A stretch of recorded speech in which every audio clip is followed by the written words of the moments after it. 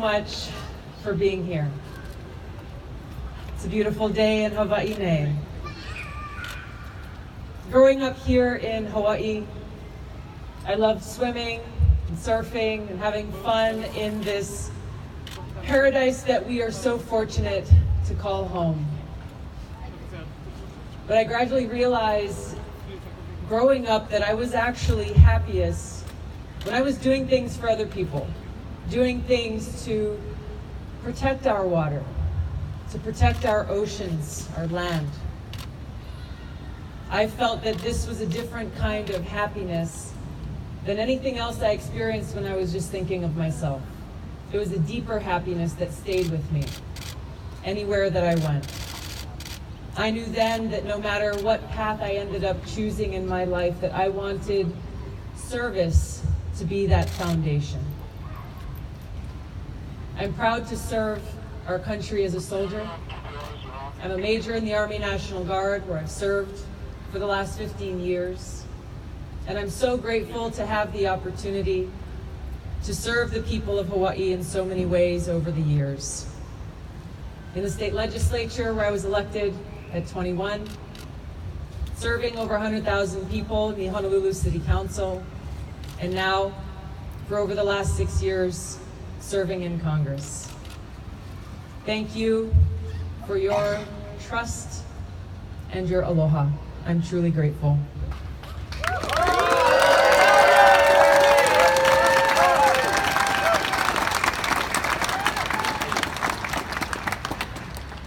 Our nation was founded on the principle that our government should be of the people, by the people, and for the people, where all people are treated equally and with respect in these United States of America. But today, that vision seems like a far-off dream, where hatred and divisiveness have cast a dark shadow across our country. We're being torn apart by powerful, self-serving politicians and greedy corporations, people fomenting hatred, bigotry, and fear, inciting conflict between us because of the color of our skin, the way that we worship, or the political party we might belong to. This corruption of spirit is driven by greed and selfishness, and it is eroding the very fabric of our society and democracy itself. This is not who we are, America. The very best of our nation is exemplified by our nation's veterans, who embody what it means to put service above self, who've sacrificed their own personal interests out of a greater love for our people and our country. Because love is not just a feeling, it's a powerful force, a force that drives us to act, to put service above self. And our men and women in uniform, generation after generation, motivated by love for one another and for our country, have been willing to sacrifice everything for us.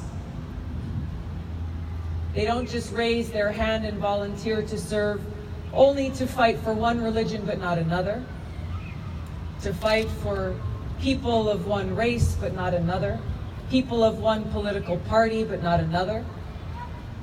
No. When we raise our right hand and volunteer to serve, we set aside our own interests to serve our country, to fight for all Americans.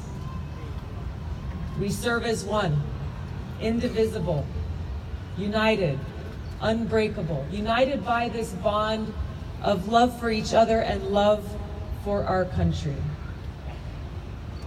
It is this principle of service above self that is at the heart of every soldier, at the heart of every service member. And it is in this spirit that today I announce my candidacy for President of the United States of America.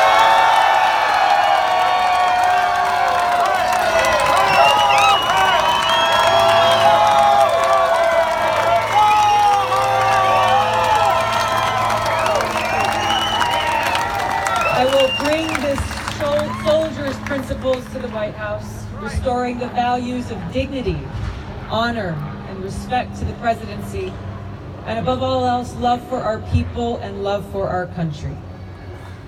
So I ask you to join me. Join me in putting this spirit of service above self at the forefront, and to stand up against the forces of greed and corruption.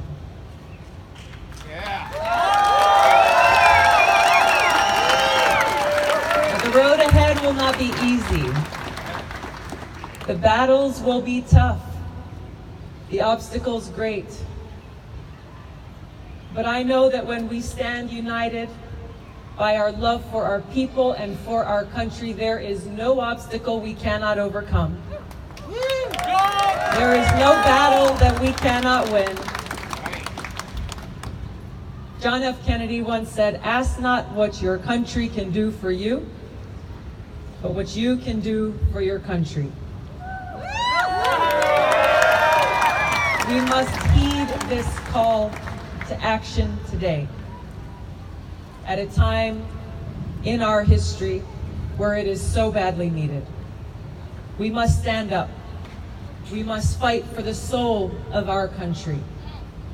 Stand up against bought and paid for politicians who kowtow to special interests, selling their votes to the highest bidder. Where instead of draining the swamp, our president has turned it into a cesspool of corruption. We must stand up against big pharma and insurance companies who extort those who are sick, who put their profits above the health and well-being of our people. We have to fight to make sure that every single American gets the quality health care that they need through Medicare for all. We must stand up against the big Wall Street banks who gamble with our money and our future. Stand up against overreaching intelligence agencies and big tech companies who take away our civil liberties, privacy, and freedoms in the name of national security and corporate greed. We must stand up against those who pollute our land, our water, and our air. We must stand up against private prisons who are profiting off the backs of those who are caught up in a broken criminal justice system. A system that puts people in prison for smoking marijuana while allowing corporations like Purdue Pharma, who are responsible for the opioid-related deaths of thousands of people, to walk away scot-free with their coffers full. This so-called criminal justice system, which favors the rich and powerful and punishes the poor, cannot stand. We must join hands and stand up against those who perpetuate bigotry, hatred, and violence against our brothers and sisters because of their race, religion, or sexual orientation. We must stand up against this administration that claims to believe in America first, but who sells our troops, our weapons, and our interests to whichever foreign country is the highest bidder. We must stand up against those who dishonor our troops, treating them as political pawns and mercenaries for hire in wars around the world. We must stand up.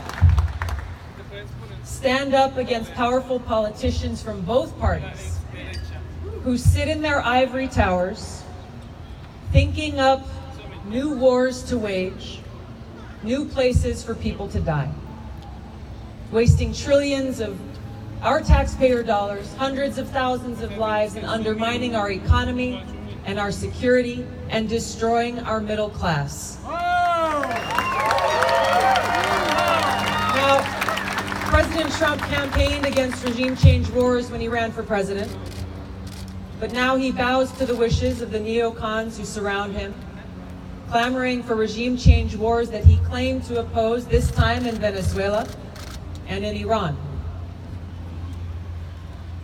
These powerful politicians dishonor the sacrifices made by every one of my brothers and sisters in uniform, their families, as they are the ones who pay the price for these wars. In fact, every American pays the price for these wars that have cost us trillions of dollars since 9/11. Every dollar that we spend on regime change wars or on the new Cold War and this nuclear arms race is a dollar coming out of our pockets. Dollars that should be used to address the very real urgent needs of our people and our communities right here at home.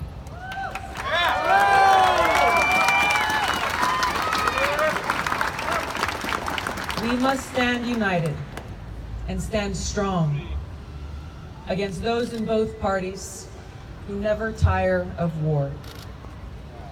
Neocons and neolibs who drag us from one regime change war to the next and who are exacerbating the new Cold War, pushing us to the brink of nuclear war. We deserve better. Yeah! Our country deserves better. Yeah! But just over a year ago, the people of Hawaii and our country thought we were under a nuclear attack. We saw college students running frantically across UH Manoa campus trying to find shelter. We saw a father lowering his daughter down a manhole to try to keep her safe. We saw families who piled their children into their car and drove to the mountains looking for a cave to find shelter. A mother cowering in a bathtub with her children. A father trying to choose which of his children he would spend the last minutes of his life with. There was no shelter. There was nowhere to hide. Now, those of us who serve in uniform made a choice.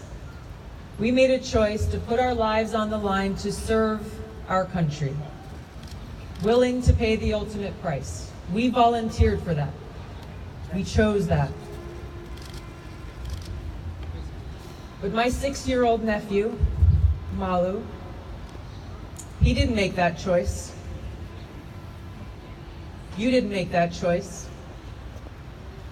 Our families didn't make that choice. Our troops volunteer to serve our country, to go to battle, to defeat those who threaten us, to keep the American people safe, to make it so while they are fighting on the front lines, you and your children can sleep soundly at night.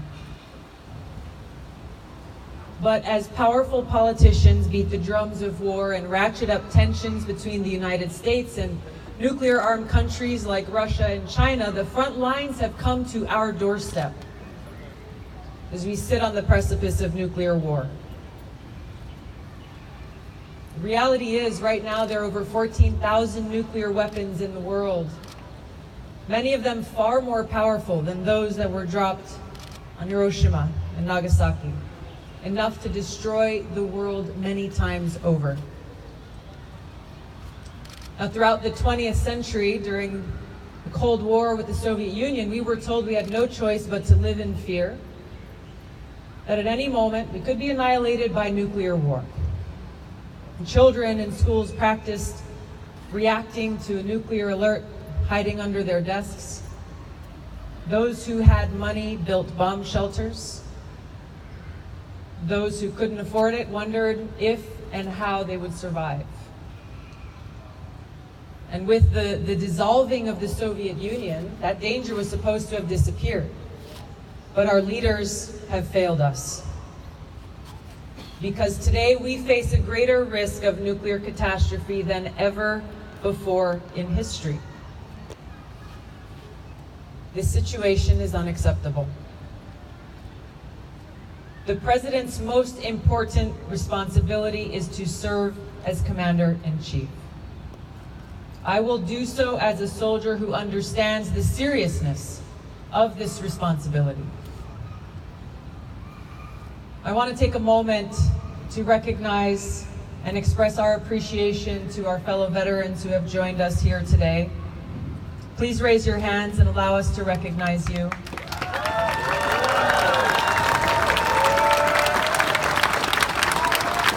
Thank you for your service and your sacrifice.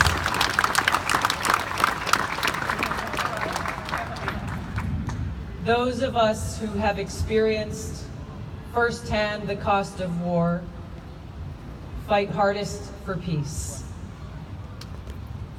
I served in Iraq in 2005 in a medical unit where every single day I was confronted with the high cost of war and who pays the price. I take seriously the responsibility of securing our nation. I know that weakness invites aggression, and that our men and women in uniform stand ready to take on and defeat those who threaten the safety and security of our people. I also know that our current foreign policy is undermining our national security. It is depleting our resources and exhausting our military. As your Commander-in-Chief, I will work to end the new Cold War and lead us away from the abyss of a nuclear war that could destroy our world in mere minutes.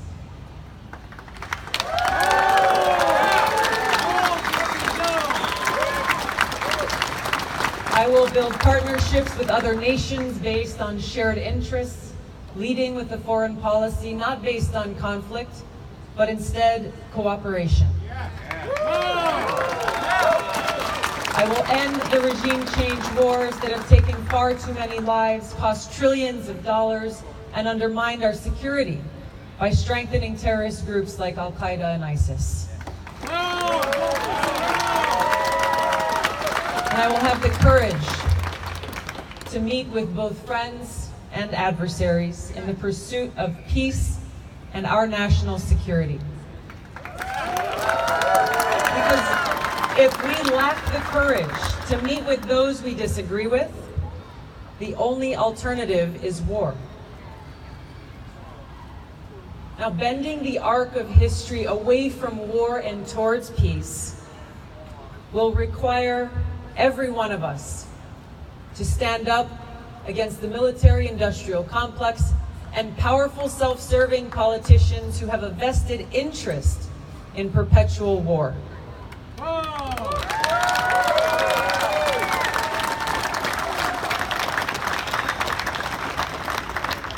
When I was deployed in Iraq, there was a big sign at one of the main gates to our camp. And that sign read in big block letters, "Is today the day?" It was a stark reminder for all of us that any day could be our last. From the moment I woke up to the moment I went to sleep, I knew that that day could be my last. And it made me reflect. How am I making the most of the time that I have? This is the same reality that faces us today. We have no time to waste.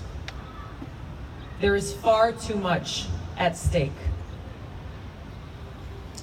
So the choice is ours. In order to make this change, every one of us must answer the call to put service above self, to put the interests of our country over our own. We're motivated by our love for each other and our love for our country. We will stand up, we will take action, and we will overcome.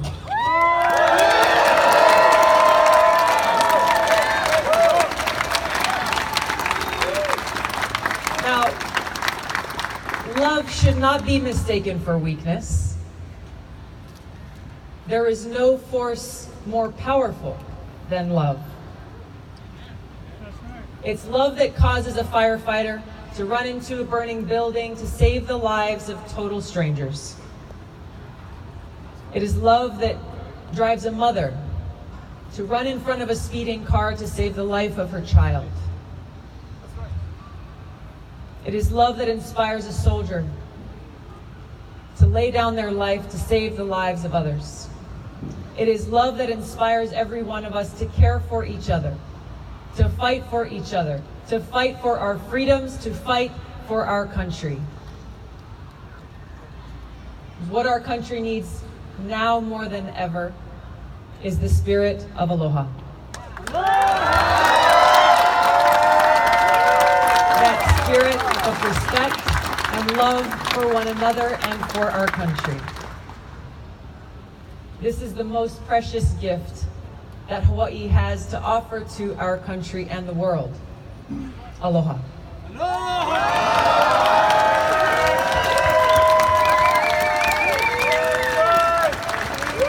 Because aloha is so much more than hello and goodbye.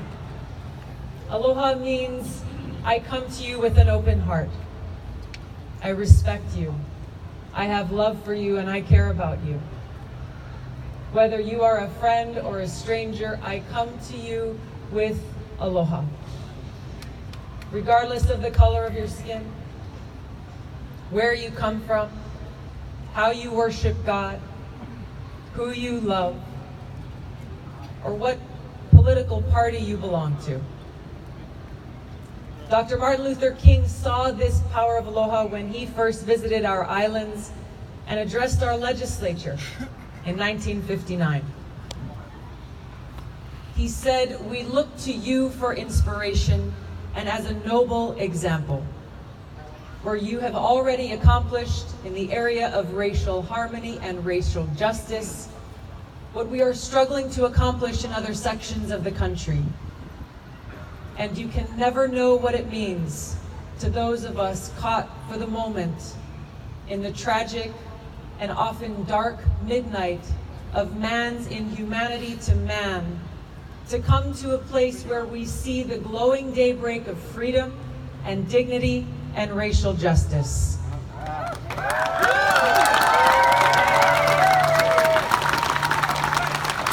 After he returned back to the mainland, Dr. King said of his visit, "As I looked at all these various faces and various colors, mingled together like the waters of the sea, I could see only one face, the face of the future."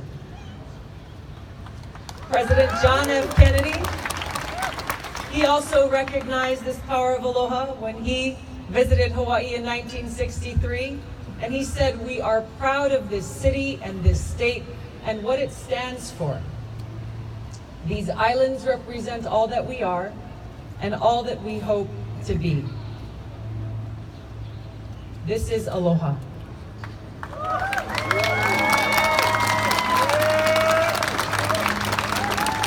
And this change we need to see must begin in the White House. Because the White House should be a beacon of aloha, respect, love, and compassion for every American. Our nation was founded on the values and principles of putting service before self, rejecting the rule of kings who prospered from the sacrifices of the people, and forming a new nation founded on the premise that leaders should be motivated not to serve their own interests, but to serve the people.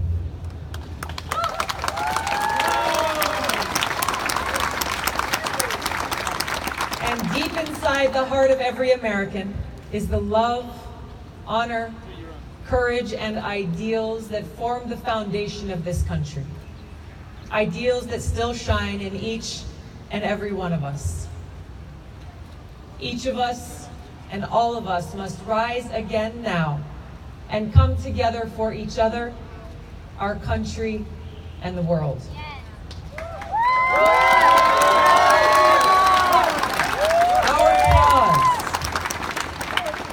Our cause is to create a new and different path that reclaims our destiny and restores the uniquely American ideal.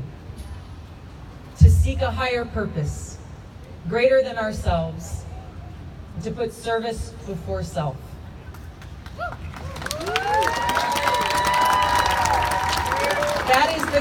cause that is calling to every American today. So I'm asking you to join me. I'm